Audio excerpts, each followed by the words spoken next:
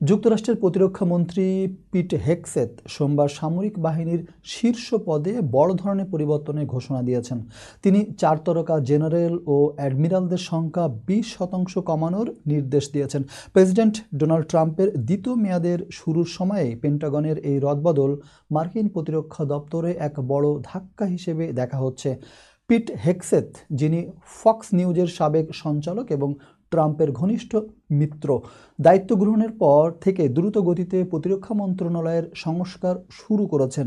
তিনি ট্রাম্পের জাতীয় নিরাপত্তা কর্মসূচি বাস্তবায়নের পাশাপাশি তার মতে বৈষম্যমূলক বৈচিত্র্য কর্মসূচি বাতিল করতে একাধিক জেনারেল ও অ্যাডমিরালকে অপসারণ করেছেন।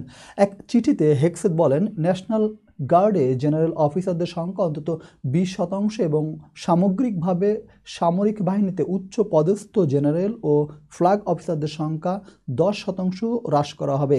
এই খবর প্রথম প্রকাশ করে বার্তা সংস্থা রয়টার্স। এ নিয়ে সামাজিক যোগাযোগ মাধ্যম এক্সে দেওয়া এক ভিডিও বার্তায় হেগসেথ জানান, আরও জেনারেল বা অ্যাডমিরাল থাকলেই যে সাফল্য বেশি আসবে তা নয়। এই পদক্ষেপ শাস্তিমূলক নয়, বরং এটি কাঠামোগত পুনর্বিন্যাসের একটি অংশ। যারা বলছেন এটি শাস্তি, তারা ভুল করছেন। বিশ্লেষকরা বলছেন, পেন্টাগনের দীর্ঘদিনের প্রথা ও কাঠামোই এমন পরিবর্তন সামরিক নীতিতে বড় প্রভাব ফেলতে পারে এবং ভবিষ্যতে আরও পরিবর্তনের ইঙ্গিত দিচ্ছে।